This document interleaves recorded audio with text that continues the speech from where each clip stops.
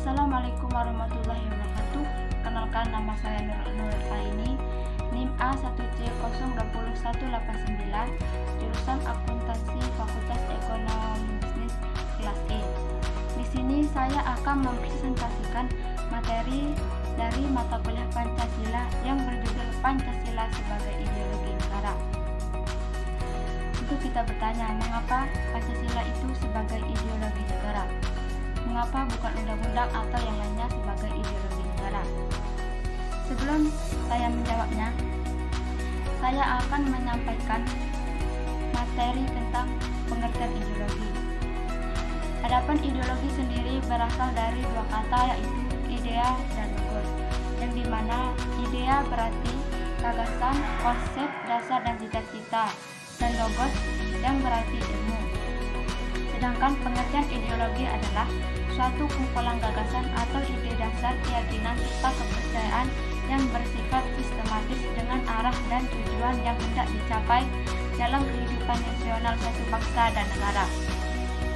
Adapun pengertian ideologi menurut para ahli, yang pertama, menurut Profesor Padmo Wahyono, bahwa ideologi merupakan pandangan hidup bangsa yang berupa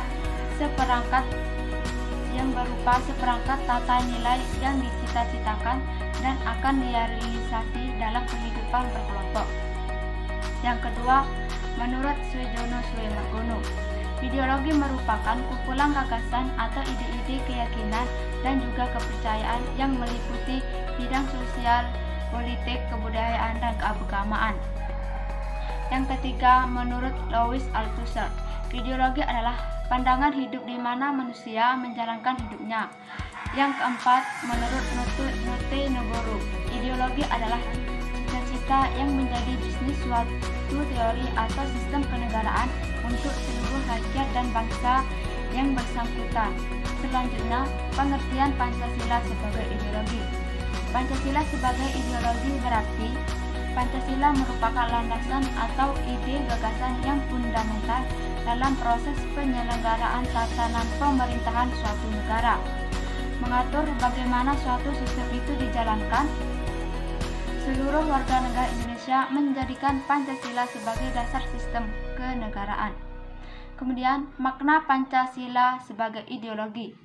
Yang pertama, sebagai cita-cita negara, ideologi Pancasila sebagai cita-cita negara berarti bahwa nilai dalam Pancasila diimplementasikan sebagai tujuan atau cita-cita dari penyelenggaraan pemerintah negara.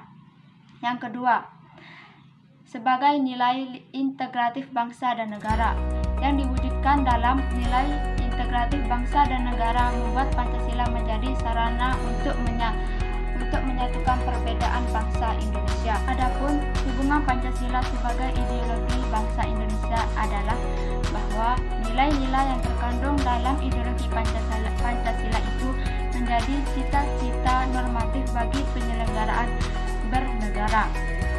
Fungsi Pancasila sebagai ideologi yang pertama, mempersatukan bangsa.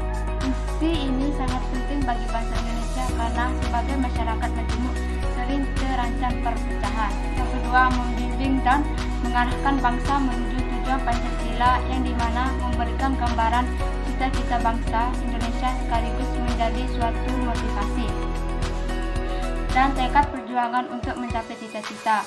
Yang ketiga, memberikan tekad untuk memelihara dan mengembangkan identitas bangsa.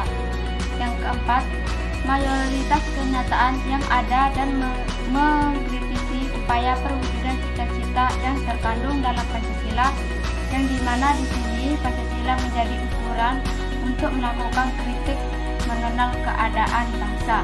Selanjutnya, nilai Pancasila sebagai ideologi. Yang pertama, nilai dasar.